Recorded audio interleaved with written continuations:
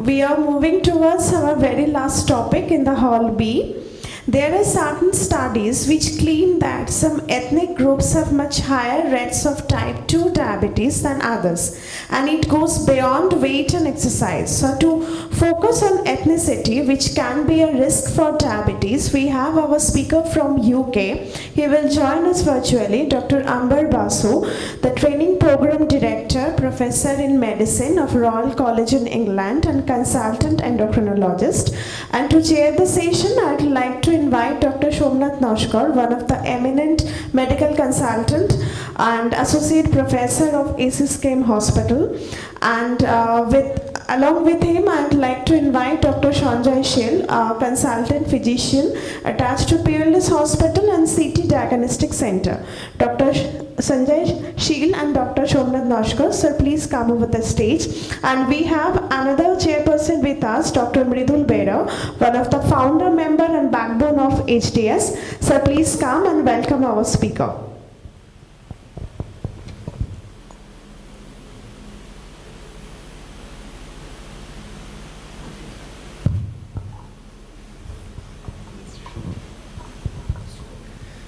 Okay, good afternoon everyone. As we all know that there are different modifiable and non-modifiable risk factor for diabetes, and ethnicity is one important non-modifiable risk factor for it.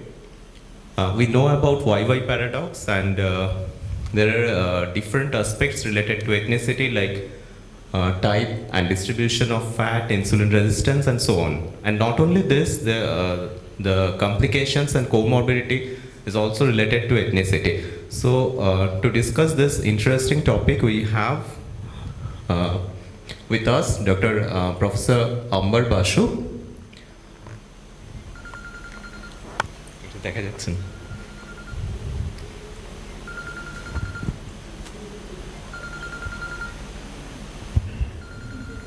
So, who was a student of Arjikar Medical College, graduated from there from 1986 to 1991, moved to UK in 1996.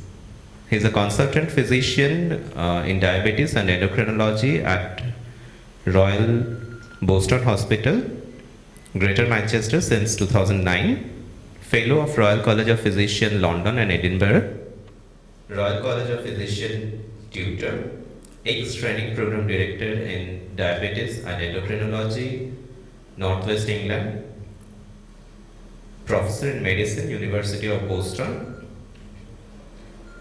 He's involved to the education and different training programs. Type 2 diabetes, obesity, renal disease in diabetes, monogenic diabetes, is an expert of that. So it's a long CV. So without wasting much time, and there are several publications in his name. So over to you, sir.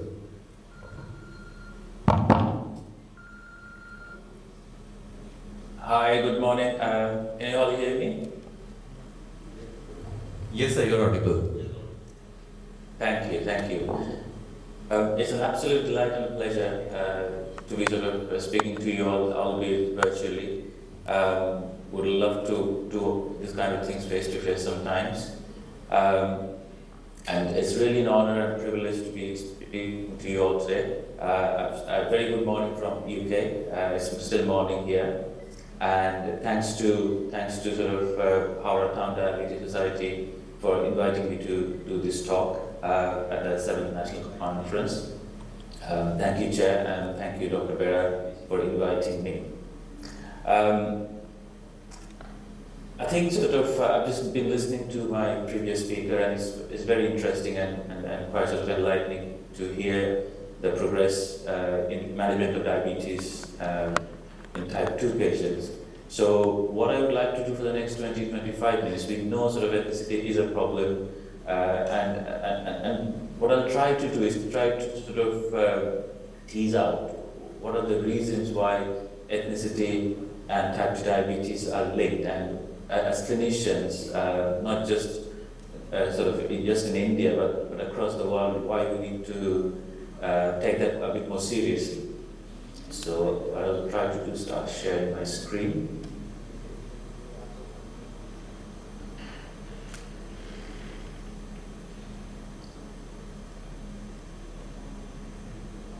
Can you see my screen? Yes, it's visible. Okay, thank you. So this is just a little sort of pictures of the places I work. So that's the hospital I work in, and that's the university. So what I've done, I've just changed the topic slightly, saying ethnicity, a risk factor of type 2 diabetes. So I've asked myself this question: is ethnicity a risk factor for type 2 diabetes? And I think we can all agree that the answer is yes. So this is where I'm speaking to you from. So this is Bolton, somewhere in the middle of the UK, and England, and that's a town hall. And if we look at the ethnic distribution in Bolton, so it's got a population of just under 300,000. Majority are white, Caucasians, 4% Asians, which is South Asians, 1.7% black. We've got about almost 20,000 patients diagnosed with diabetes, out of 90% at type 2. The prevalence here is more than the UK average, and this is down to the ethnicity of the town. So before we move further, what I thought I should do, just do a bit of difference between what is ethnicity and what is race. So race refers to a concept of dividing people into groups on the basis of various sets of physical characteristics. So if you're white, if you're black, so it's quite narrow. Ethnicity, however, we'll be looking at the culture of the people in a given geographic region, including the language, heritage, religion, and customs. So it tends to be much broader. So they can be classified, say, over here, white British, British Asian, black American, etc. So you could have a black person who's got ethnicity, who was brought up in Italy, will have white Italian, or sort of black Italian. So it's much broader, and the reason for pointing this out, because when we talk about diabetes, ethnicity, etc., so we have the genetic component, but also we have the sort of nurture component, so nature and nurture, and that will be evident when we go through the discussion today.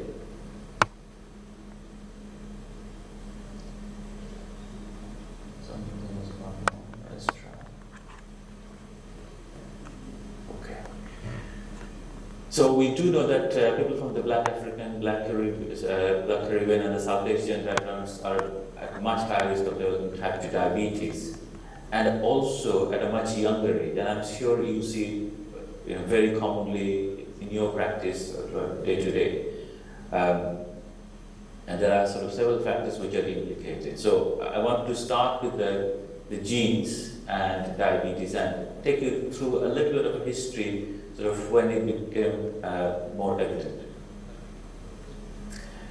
So some of you may be aware of this hypothesis. This is the thrifty gene hypothesis, which was promoted by geneticist James Neal.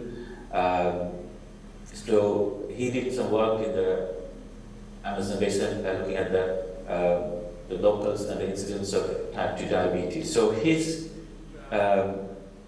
concept was that we're all designed with this hunter-gatherer sort of mechanism from early on in our lifetime.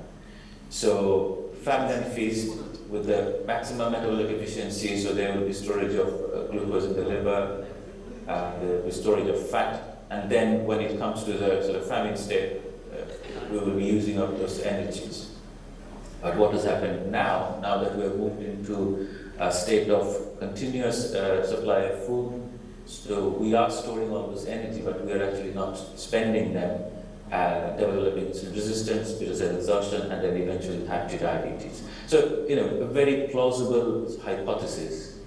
However, that was criticized after on by John Speakman, who then brought up his proposal of drifty gene. So his argument was that the modern distribution of obese phenotype likely comes from about the genetic drift in the genes encoding the regulatory system controlling the upper limit of our body fatness. And because he has drifted through centuries and millennia, so it has developed that way. So they suggested that this drift may have started because around 2 million years ago, when the ancestral humans effectively removed the risk of predation, so that meant that in those times, if the person was fat, then they were more likely to be prey of a predator. But since that was removed and the humans could protect themselves, so that element of protection was not required anymore. And then that's probably why we started to develop these genes to lead to obesity. So this was presented in 2007, Obesity Society meeting in New Orleans. But in the same meeting, there was counter argument favoring the tryptophan gene back again by British nutritionist Andrew Prentice. And his concept was that a mixture of famines and seasonal food shortages in the post-agricultural period have exerted natural selection in favor of fat storage, and in fact most likely mediated through fertility rather than biotic selection. So he then went back to promote the tryptophan gene. Now, what is my take on all this discussion? I personally think that although we can have a debate about sort of this genetic variation and the tryptophan gene or tryptophan gene hypothesis, but we have lived with these genes for centuries. But why do we see the almost like an explosion of obesity and metabolic syndrome in the 21st century, starting probably late 20th century? And I think we have to sort of start to accept that it predominantly will be a nurture factor rather than a natural factor. So which means the environment we live in is not helping the situation. So let's look at this IGF system, ethnicity and diabetes. So this is some work done by colleagues in Manchester, where I'm very close to. So we know that insulin growth factor plays an important part in glucose metabolism and homeostasis. IGF activity, unlike that of insulin, is modulated by a series of specific high affinity binding protein, the IGF-BPs. The IGF-BP1 is considered to be the principal R2 or regulator of circulating IGF activity. Now, in population studies, low circulating concentrations of IGF-BP1 are associated with insulin resistance, and they significantly lower in people with impaired compared with normal glucose tolerance, both in Pakistani group and the European men and women. In the UK LI study, the combination of low IGF-1 and IGF-BP1 predicted worsening glucose tolerance and diet with 5 days follow-up with low circulating IGF-2 concentrations. So if you look at this graph here, so on the left we've got the white European data, and on the right side we've got the Pakistani data. And we can clearly see the IGF-BP1 levels were much higher in this group, and likewise lower incidence of IGT and diabetes as compared to the Pakistani group.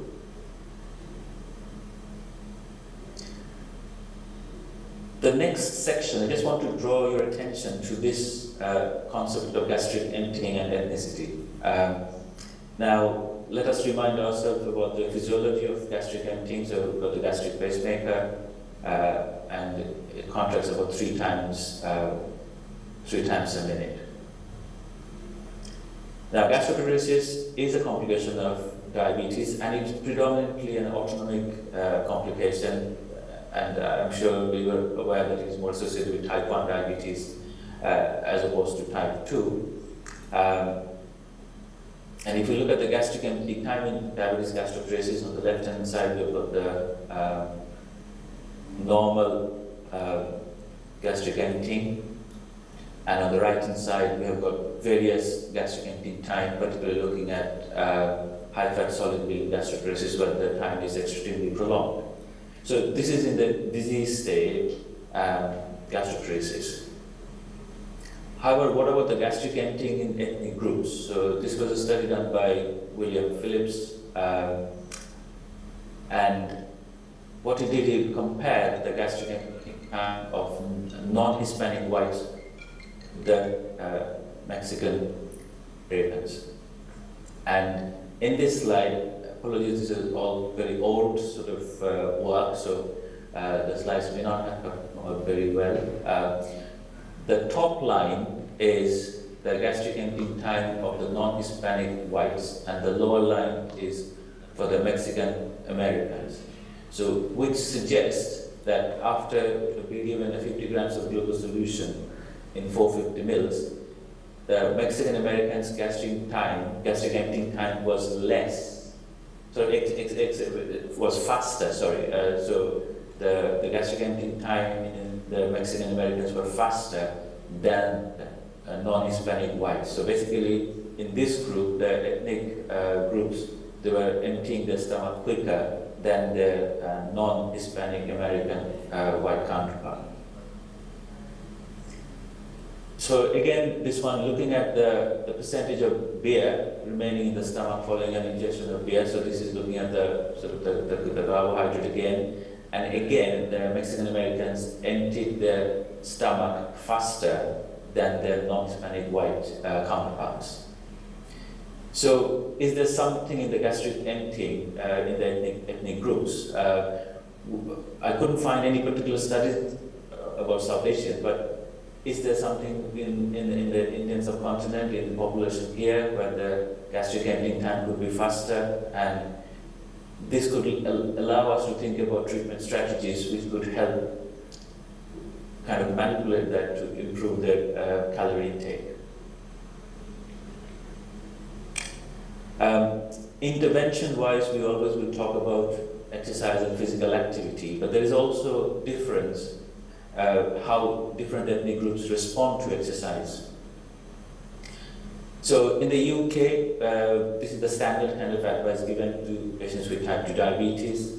If they're within the age between 19 and 64, they'll be advised to do about 2.5 hours of exercise a week, which is not a lot, 30 minutes a day for 5 days a week, plus some muscle strengthening activity twice a week. And for older adults, 65 and above, all of the above, but do some cognitive function exercise as well, and to reduce the risk of falls. So this is for standard advice for all patients with type 2 diabetes. But is that enough for ethnic minorities?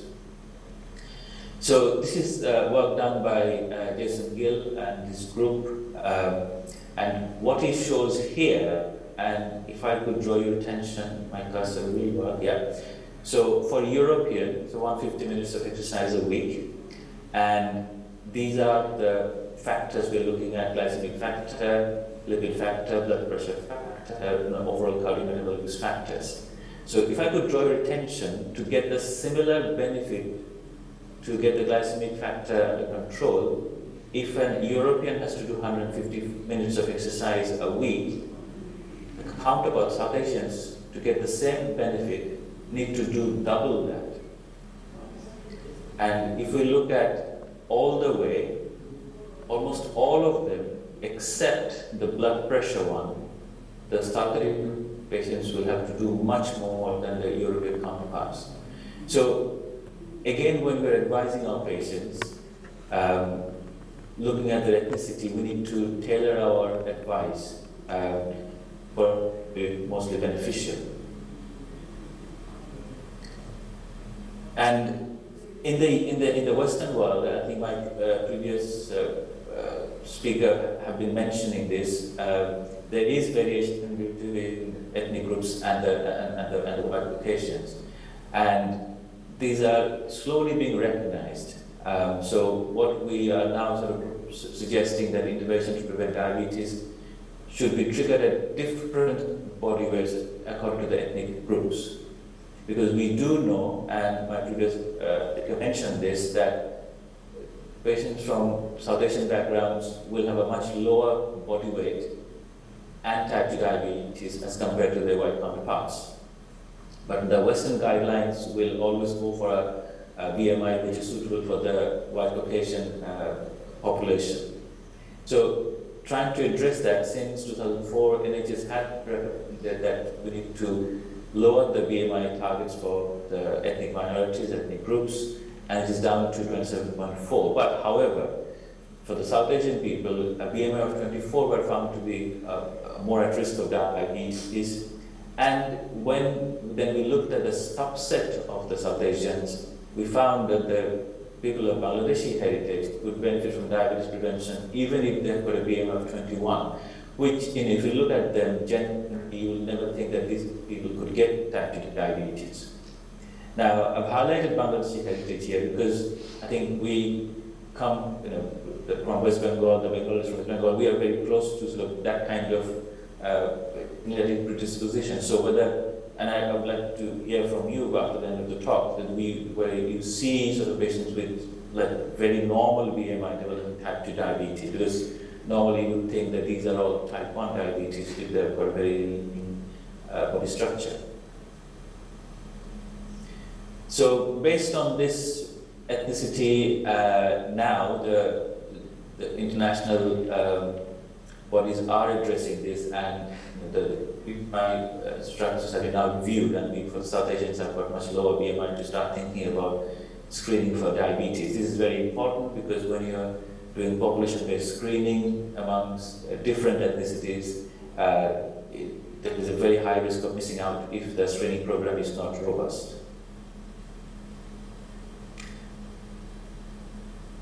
For the last few minutes of my talk, I just want to focus on this couple of studies which have been done very recently and published very recently, and there was talk on this at the EASD this week. So this is the DIRECT study, and this is a diabetes remission study. Now, of course, we talk about diabetes management and prevention, but this was a preventative study. So what they did, this was done in primary care, general practitioners, and they recruited patients between 20 and 65 who got type 2 diabetes under 6 years of diagnosis, BMI between 27 and 45, and were not receiving insulin. And they were subjected to a total diet replacement around 800 kilocalories a day for 3 to 5 months. So not a mean feat really to keep them on that restricted diet for 3 to 5 months, followed by stepped food reintroduction. All their anti-diabetic and antihypertensive drugs were stopped at recruitment. The main outcome they were looking for was reducing the body weight and aim for 15 kilo weight loss and remission of diabetes, which was defined by an HbA1c of less than 6.5%, or the UK we are using the millimole per mole, which is 48. So what they found, that those individuals who lost the greatest amount of weight in kilos were the ones who achieved remissions maximum. So 86% of them achieved remission at 12 months, and they've now subsequently done a 24-month study, and almost 60% are still in remission. So what this shows is significant weight loss early on in managing type 2 diabetes could reverse type 2 diabetes. And this was done in primary care, where most of the patients with type 2 diabetes are these days, rather than in specialist hands. Whilst doing that, what they found that there's a difference between the ethnic groups, how they behave with the weight gain. So when they looked at the patients, and 60% of them had no metabolic syndrome gene, so mostly were white Caucasians, their sort of macrovascular disease complication development were purely on if they got older, plus minus a bit of weight gain. However, if the patients have got the metabolic syndrome genes, which are extremely prevalent in ethnic minorities, ethnic groups, a simple weight gain will lead to development of or deposition of fat in the liver and pancreas, which we know is the main reason for developing type 2 diabetes and hypertension, that lead to macrovascular disease and macrovascular disease, etc. So this is quite important because the weight loss component of managing type 2 diabetes is basically the reason why we can reverse the type 2 diabetes. So they looked at it at the counterpoint study, Um, and this was the first study which actually showed that with significant weight loss, there is absolute resolution of liver fat and pancreatic fat. This is very closely linked to remission of type 2 diabetes. So what about the people with healthy BMI? This is Roy Taylor, who was one of the lead for the direct study. He did this retune study, and so-called people with normal BMI, what about them? Does losing weight help them in reversing type 2 diabetes, or should they also follow a low-calorie diet? And what he found, or what he showed, that after 12 months, participants with an average BMI of 22, with a very, very normal BMI, they went down to, but they started from a BMI of 24, so which is again, most of us will regard as a normal BMI. About 3/4 of them went into remission for type 2 diabetes, and half of them of these went into remission in the first weight loss cycle. Average weight loss was around 8%. HbA1c dropped, and the most important thing again was the liver and pancreas fat levels, which were higher at the start of the study, then decreased to normal levels following weight loss. So even in people with normal weight distribution, so-called normal BMI, can benefit from weight loss. And I was listening to him when he was presenting this data, and how do you do that at an individual level? So when you have a patient coming to you who will have a normal BMI, how much do you advise him to lose weight? We know between 10 to 15% weight loss is very good, but if you've got a normal BMI, then how much would you recommend? So he's mentioned an interesting thing. He said we all have got genetic makeup of a maximum weight which the body can handle with glucose and other metabolism. Once we cross that, we are all at risk of developing diabetes and other metabolic problems. So it's not about a total body weight, it's what your body is used to handle. So he said, go back and look at your photos when you're at the university.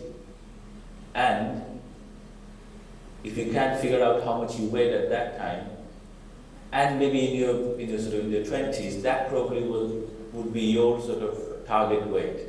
So anything you've done after that is probably a bit excess. Now that will put most of us in big trouble, because trying to get back to those weight is not going to be easy anymore these days, particularly somebody of my age.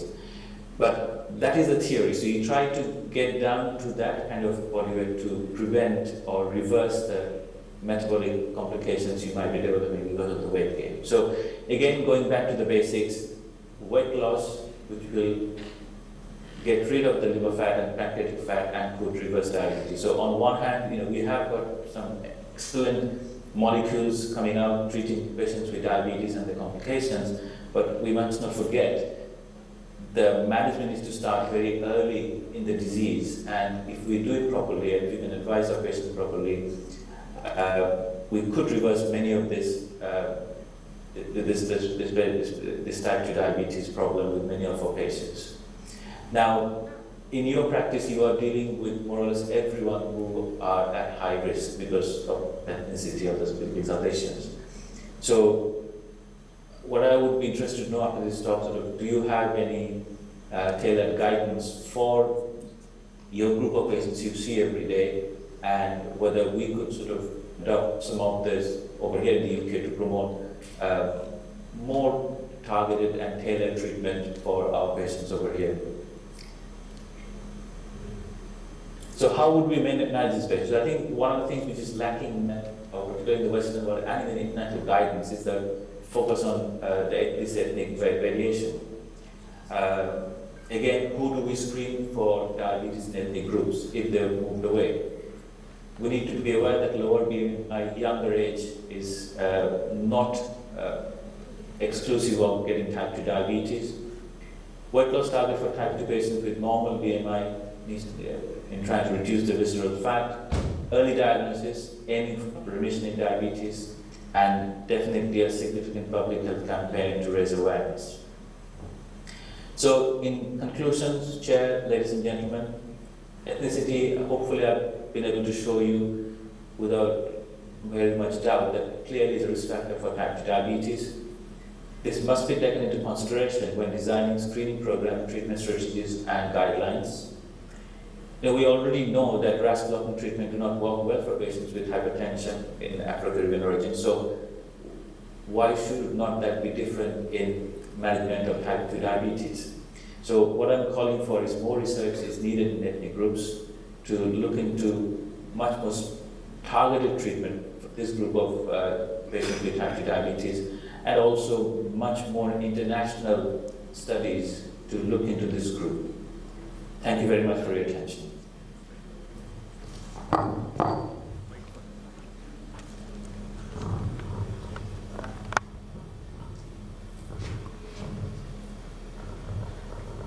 Thank you, Dr. Basu, for your fantastic lecture. It was an elaborate one, the ethnicity and the risk of diabetes.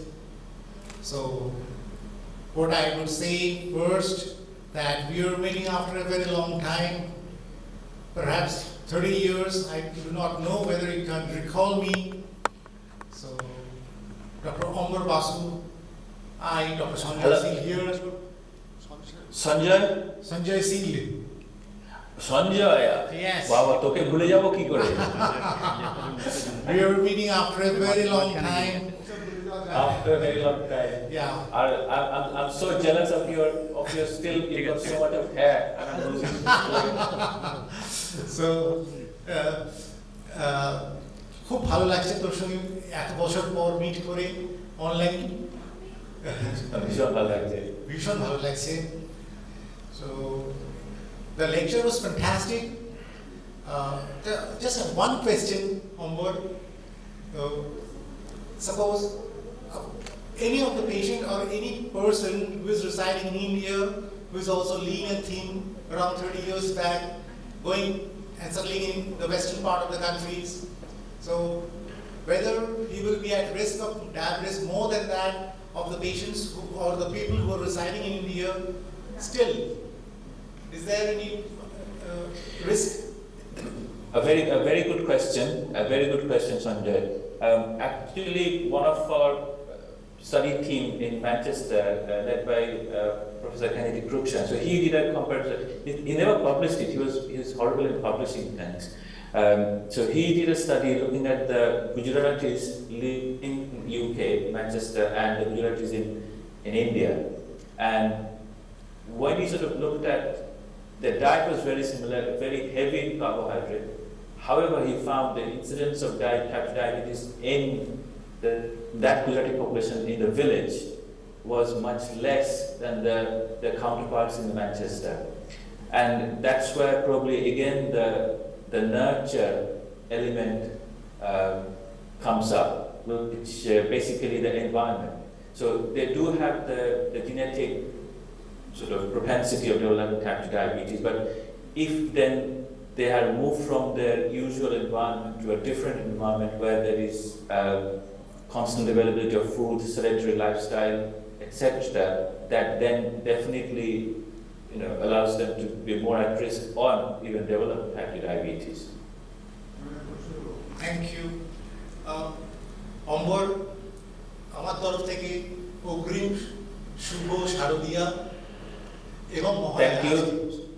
শুভ মহালয়া আর ভালো করে দুর্গা পুজো কাটাস। তুইও কাটাস। Okay. Talking in relevance to that it was related to some epigenetic study, because there are two types of environment. One is internal, another one is external. So, if a person changes its geographical location or the food habit, the lifestyle, all those things, so it gradually may affect the other conditions, but it will take some time.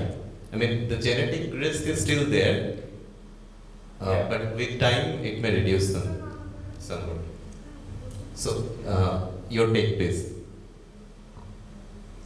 No, that's absolutely right. So it will take a bit of time. And again, the comparative groups were one who have settled in UK and the ones who are still in India. So obviously the ones who are settled in the UK have been here for decades.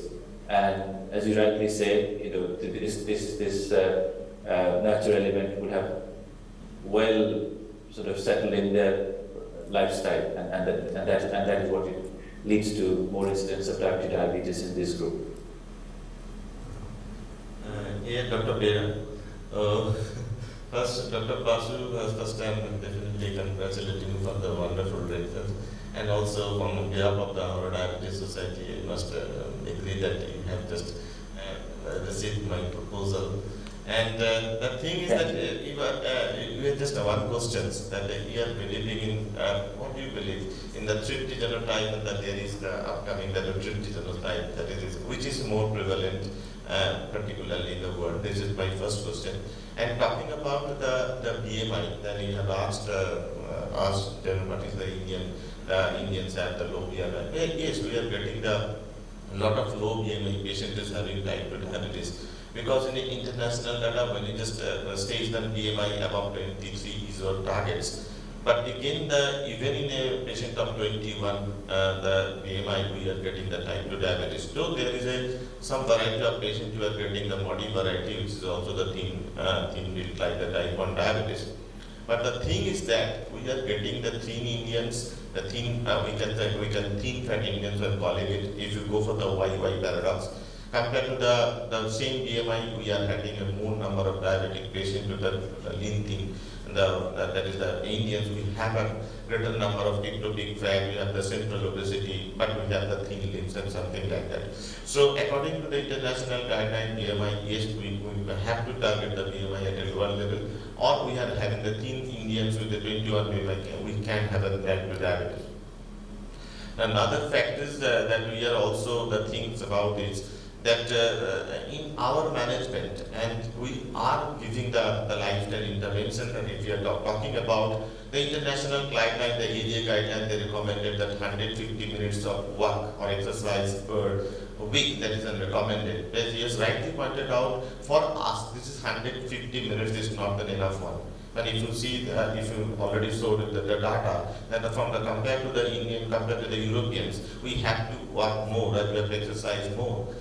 For definitely to bring down the glucose, to bring down the lipids, and agreeing on these points. So the some point that just your talk is definitely is relevant, that we the Indians, we are epigenetically or genetically, whether being in a thrifty or thrifty genotypes, we are more susceptible to the diabetic, and we have to exercise more, and we have to bring down the BMI blood harder compared to the Western counterparts. Thank you very much for that. I mean, that's very enlightening. Another question from the Guru Prasad Bhattacharya is my friend, and Dr. Basu, I am also Archigorian. Oh, and Khalu, yes. Khalu, that's right. Shomik told me. Hello, Ambar, it's nice to see you on the screen. I have 2 points, very in short.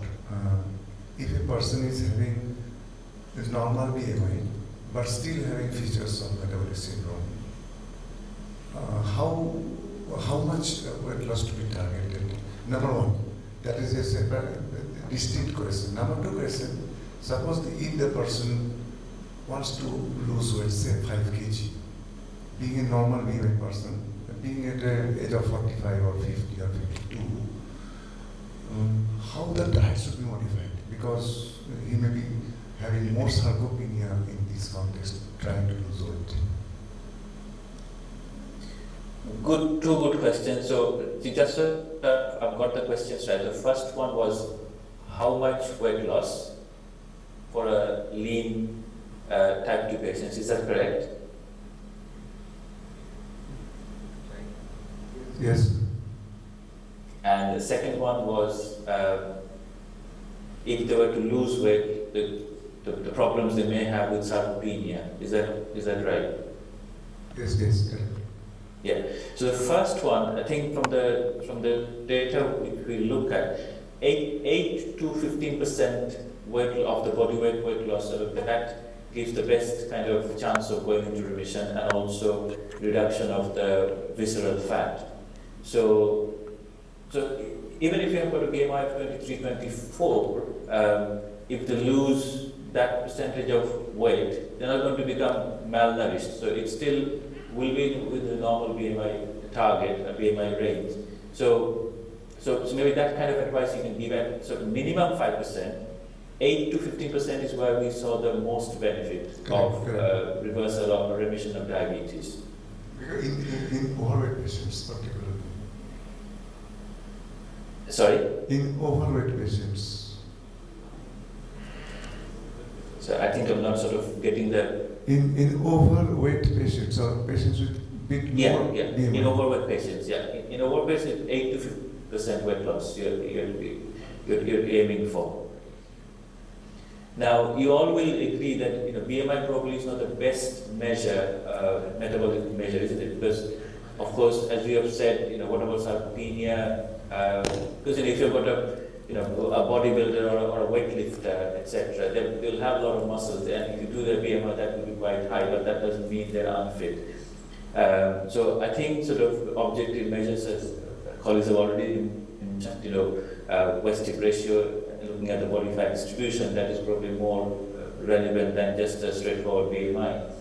As regards to if they lose the weight, we just need to be mindful that it is the fat they're losing rather than the muscles. So you may have noticed that in the presentation that there was a recommendation of muscle building exercise as well, not just 30 minutes of walk a day. So we also need to sort of ask patients to do some weight training as well, because we know sort of if they do build muscle, that improves insulin sensitivity, again helps with redistribution of the glucose. So I think building a bit of muscle is definitely helpful. Might not help the BMI, but the insulin sensitivity will improve. So again, BMI is not be all end all, but it's a generally good guide, but we just also need to look at the patient sitting in front of us, what they look like.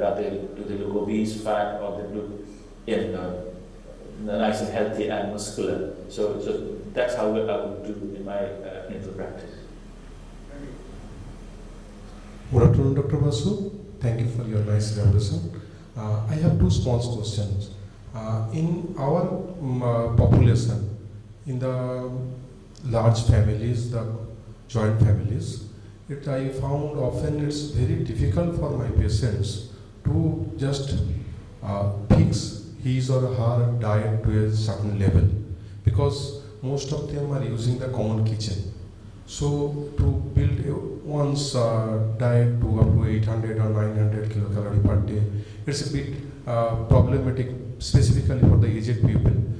So whether you recommend any medical or therapeutic intervention for these patients who cannot achieve their dietary goal with some drug, because the affiliated drug is the Orlistat, and the other drugs are also coming in the market, whether the over therapeutic range of the liraglutide or the canagliflozin 300 milligram. So do you recommend these drugs in case of the pre-diabetic or the non-diabetic patients who are overweight or the BMI is more than 25 in Indian context? I think for the overweight patients, so I start with the last one first, the pre-diabetic group who are overweight or obese. Definitely the weight needs to be targeted, and I think here we will, in certain patients, particularly the ones who are close to diabetes, will go for metformin. So metformin can be used. Now, the pre-diabetes group, I'm sure we all will also think about their macrovascular risk. So managing their blood pressure and lipid is equally important than, and as well as their weight control, and definitely asking them to stop smoking, which is very important. Get missed very, very commonly. Now coming to the weight side of things, so metformin could help.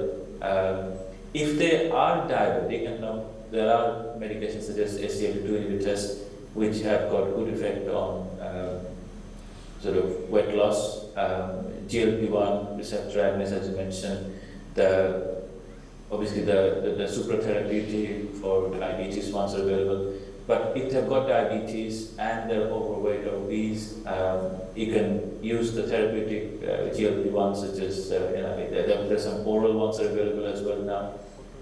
The main trouble with those are the side effects, the GI side effects, which can put patients off. So that's something we have to bear in mind. Regarding the common kitchen and the food, I think Indian food, Bengali food are not bad. I think the trouble we have is what I would say is the quantity. We do have a reasonable mix of food on our plates, but if we can't control the quantity, that's where the problem starts. So I think the kitchen can be the same, but probably a bit more self-discipline and trying to eat less. When I'm growing up, everybody said, "Oh, I can't have rice or bhat because I've got diabetes." Not right, So everything is moderation is allowed. I think we need to concentrate on the quantities rather than the quality of food. Don't need to change everything. They still can have what they want, but in smaller portions. I think that should be the strategy rather than having a separate kitchen and things like that. Okay. Another small question, a bit problematic one. That we are just in a festive mood. We are just going to celebrate our state level, our greatest festival, Durga Puja. So, but in the Bengali, we just celebrate, as you know, that the Baro Mase Tero Parpon. So, we have the multiple festivals and all the festivals are just added with the high calorie carb diets, made with the Durga Puja, made with the Pous Parpon, made with whatever, Saraswati Puja, whatever you think. So, how should you advise these kinds of people generally who are in the festive mood and to maintain their regular carb diet and to a certain extent, and how to modify them for a longer goal in these scenarios? Yeah, it's a big challenge, but I think globally all celebrations are around food, isn't it? Because we cannot have like a social gathering or any religious festival without food. I don't know. It's a difficult one because we are so used to having that kind of food. When maybe we have more fruits than mishtis, I don't know, but you might get a backlash and criticism that why have we not got mishti for Thakur. So we have more fruits of that sort could help. But then again, I think the self-discipline is the main thing. We need to start thinking about our own health. Whatever you're eating, whatever you're doing, it's for your own good, own health. So if you can sort of change the mindset, and of course you can have treats. You can have good celebration of Durga Puja, but after that, if you do the discipline again and then try to do a bit more exercise, eat a bit less, and try to make up for those, maybe that would work. So rather than trying to stop all food at the celebration, maybe do a little bit of self-discipline after the pujas and get back into shape and try to burn up those extra calories which one may have gained during the pujas. Thank you so much.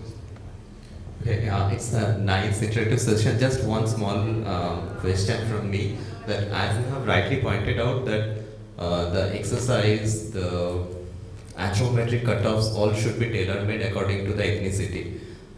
We still use the exercise criteria as put forward by ADL of 150 minutes, which is not enough for our ethnic group. And for anthropometric criteria also we have different types of cutoff. It's different from the rest of the world. So, but still, as you have pointed out, still it's not enough because we may need some more precise geographical location-wise cutoff. As I have shown in Bangladesh, maybe it might have been further lower. So, and another point is that to reduce the weight, without crude way to just reduce the weight, if the patient is in normal BMI, so which is more important is that the redistribution of fat, like that. So if what are the agents apart from the lifestyle modification and all those things, what could be the agents that can cause redistribution of fats, like maybe pioglitazone, though it causes some fluid retention. So, what are the drugs that are available for this redistribution of fat? Yeah. So I think sort of a very, very good point. I think looking at the newer molecules, I'm sure sort of the SGLT2, I think the dapagliflozin, they've showed data when they looked at the weight loss and they did some MRI studies and they confirmed there was a redistribution of fat with the usage of SGLT2 inhibitors. Similar sort of effect is also seen with GLP-1 receptor agonists. So I think both of these drugs have got very promising effect on redistribution of fat in the modern world. Pioglitazone, very good drug, we have used it a lot, but kind of gone into a bit of a back burner. But still, it's probably one of the best insulin sensitizer we have still got. But I think both SGLT2 and the GLP-1 receptor agonist, they have shown that they will help in redistribution of the fat.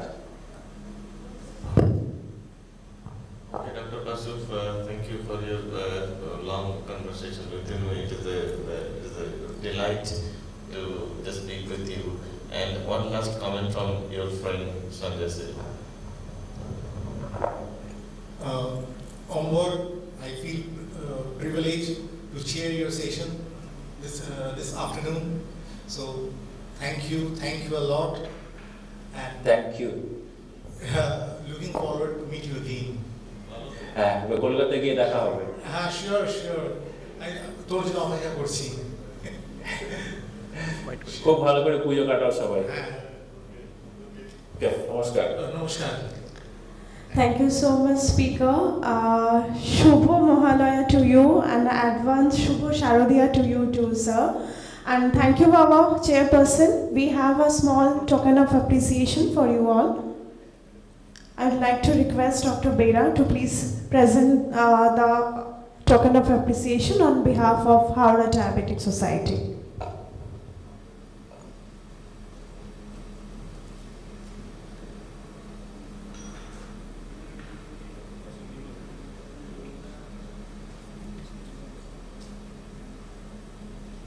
Doctor Basu, আপনার গিফটটা রাখা থাকলেও আপনি কলকাতায় এসে নিয়ে নেবেন please. আমি ভার্চুয়ালি নিয়ে নিলাম এখন। হ্যাঁ স্যার।